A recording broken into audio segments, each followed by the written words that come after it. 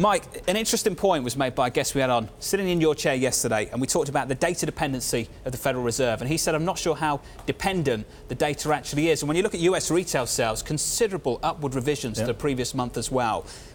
What idea do you have about where the US economy is at and ultimately where it's going? Well, first of all, I think the economy is on firm footing. I think what you're seeing is that not only are we seeing a higher level of consumer engagement, but we're finally starting to see the business investment spending, which has really been the laggard during this business cycle, is accelerating as well. But I don't know that those are the critical decision points for the Fed, to be honest with you.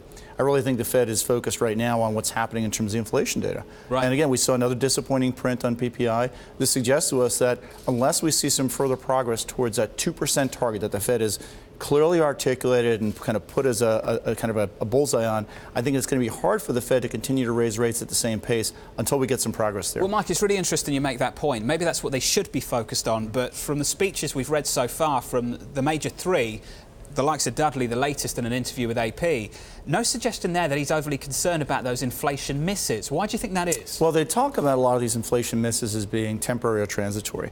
And there's certainly parts of that. But I think we have to be careful not to dismiss all of these factors as simply being temporary factors that are going to roll off over the course of the next couple of months. I do think the next 2 to 3 months of inflation data is going to be really important. And by the way, while Fed officials certainly may say that they're going to raise rates or certainly posture that way, we've certainly seen that in the past. We've seen it with the Fed dots, we've seen it with communication.